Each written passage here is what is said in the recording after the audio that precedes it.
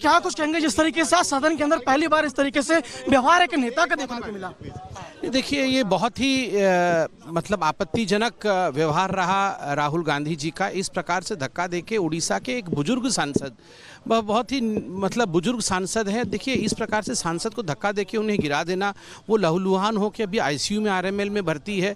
और अभी मुकेश राजपूत जी भी आईसीयू में आए हैं, हमने उनकी भी हालत देखी है, वो भी कुछ ठीक नहीं लग रहे हैं। तो ये बहुत ही दुखद लगता है जब एक सेफ्टी कॉरिडोर बनाया गया है सदस्यों को पार्लियामेंट के अंदर जाने के लिए, क्या आवश्यकता है कि जबरदस्ती आप घुस के आके दूसरों को गिराने का प्रयत्न करें? यही तो संविधान की हत्या है। सदन में अक्सर प्रदर्शन होते हैं, तो प्रदर्शन में इस तरीके से चीजें देखने को मिलेंगी। राहुल गांधी ने भी कहा, देखिए, प्रदर्शन होते हैं, उनके लोग प्रदर्शन करते हैं, तो एक कॉरिडोर बनाया जाता है, जिस कॉरिडोर में बाकी जो सदस्य हैं जो प्रदर्शन का भाग नहीं लेते हैं, उस कॉरिडोर में वो अंदर प्रवेश करते हैं। आज भी उस कॉरिडोर का प्रावधान था, मगर एक सेंस ऑफ एंटाइटलमेंट के कारण जिस प्रकार से राहुल गांधी सबको धक्का मारते हुए अंदर घुसे और बुजुर्ग सांसद और कई सांसद नीचे गिर गए सीढ़ियों पे, ये बहुत ही दुखद थी। कांग्रेस के नेता करें बाबा साहब का अम्बेडकर का अपमान किया गया और अपमान के दौरान प्रदर्शन इस तरीके से आपको लगता है कि प्रताप सारंगी जैसे बुजुर्ग ने धक्का मारा और उनके ही सर पे चोट आ गई? मैं तो बाइट देख रहा था कि राहुल गांधी बोल रहे प्रताप सारंगी जी ने मुझे धक्का दिया। प्रताप सारंगी जी ने राहुल गांधी को धक्का दिया और खून बहने लगा प्रताप सारंगी जी के।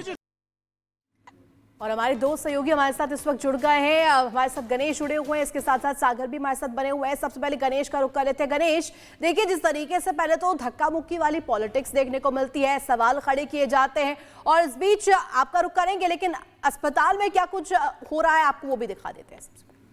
ये काफ़ी शूटअप कर गया था सर ऐसे हालात में लगभग कितने समय तक अस्पताल में रखा जाता है?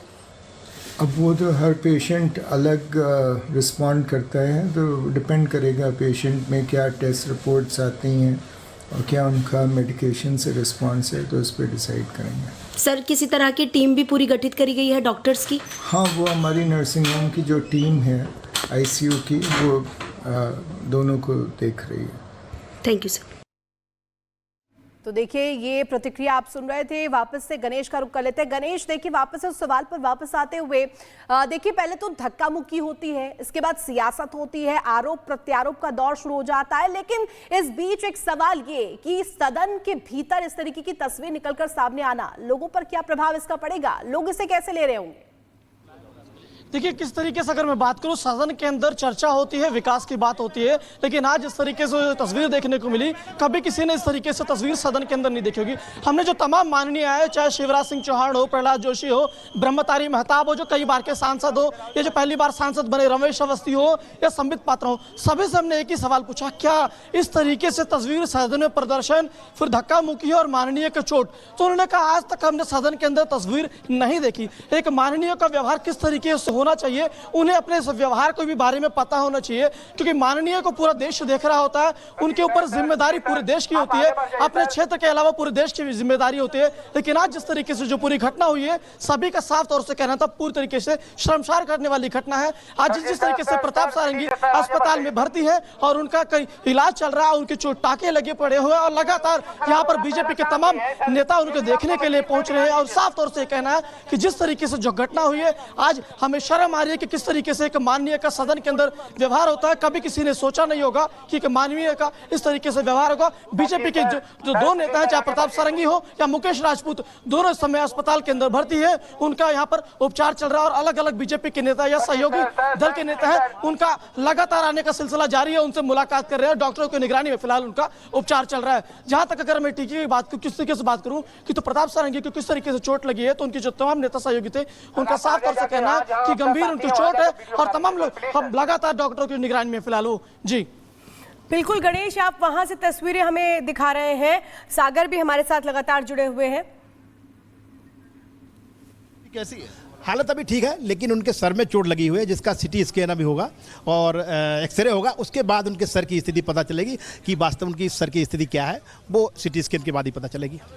अभी फिलहाल जिस तरह से प्रताप सारंगी का नाम सबसे पहले आया, उनकी हालत कैसी है? क्योंकि काफ़ी खून भी निकला उनके माथे। अभी उनकी हालत, वहाँ डॉक्टरों ने अभी मिलने से मना किया है, लेकिन क्योंकि उन्होंने कहा कि जब उनके भी सर में चोट आई है, उनका भी सिटी स्कैन एक्सरे होगा, उसके बाद ही पता चलेगा। ये तो कांग्रेस की बौखलाहट है। बताइए, एक तरफ आप अम्बेडकर को लेकर आप प्रदर्शन भाषण कर रहे हो और आप जिक्र कर रहे हैं कि आप माफी मांगिए, फिर उसके बाद इस तरह की बातें धक्का मुक्की करना कहाँ तक शोभा देता है, वो भी सदन के अंदर गरिमामयी पद पर बैठे हुए राहुल गांधी। देखिए, आप पत्रकारिता में हैं, काफ़ी दिनों से पत्रकारिता कर रहे हैं, मुझे लगता है ये पूरा देश देख रहा है। मैंने तो अपने जीवन में इस तरीके की घटना न देखी न सुनी, और मुझे लगता है कि आपने भी नहीं सुनी होगी कि किस तरीके से एक नेता प्रतिपक्ष इस तरीके की गुंडागर्दी के अंदाज में संसद में घुसता है। ये गुंडागर्दी के अंदाज अपने साथियों के साथ सबको धक्का मुक्की करते हुए अंदर घुसता है। अगर राहुल गांधी चाहते उनको संसद में जाने तो किसने रोका? अगर वो चाहते तो साइड में भी निकल सकते थे, अगर चाहते साधारण तरीके से निकल सकते थे। और राहुल गांधी अब कह रहे हैं कि उनके सांसदों को धक्का दिया। राहुल गांधी सीसीटीवी फुटेज में दिखाएंगे हमारे किसी भी सांसद ने उनको किसी सांसद को धक्का दिया। अगर धक्का दिया होता तो वो भी गिरे होते, उनके भी चोट लगी होती। ऐसा नहीं कि हमारा संख्या बल कम था, हमारा संख्या बल तो बहुत था, उनसे ज़्यादा। उसके बाद भी हमने किसी भी सांसद को न रोका, उनको अंदर जाने दिया। और लेकिन वो पूरी तरह से गुंडागर्दी करते, धक्का मुक्की करते हुए संसद में घुस रहे थे।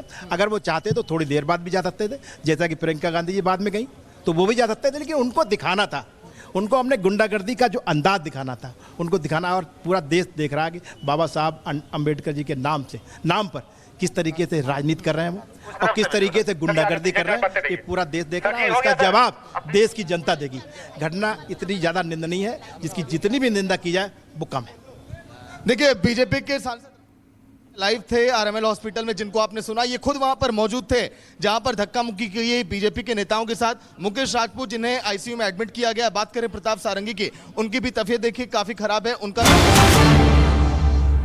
और इस बीच एक बड़ी खबर आपको बता दें, राहुल गांधी के खिलाफ केस दर्ज कराएंगे बीजेपी सांसद। ये इस वक्त बड़ी खबर निकलकर सामने आ रही है। सांसद बांसुरी स्वराज दर्ज कराएंगे एफआईआर। तो देखिए, ये जानकारी यहाँ पर मिल रही है धक्का मुक्की को लेकर के, जिस तरीके से तस्वीर सामने आई सदन के भीतर से। और प्रताप सारंगी इस दौरान घायल हुए, उन्हें फिलहाल अस्पताल में भर्ती कराया गया। मुकेश राजपूत को लेकर के जानकारी मिली। और अब यहाँ पर देखिए, बीजेपी ने भी मोर्चा खोल दिया है इनके खिलाफ और कहा है कि अब इसको लेकर के बाकायदा केस भी दर्ज करवाया जाएगा।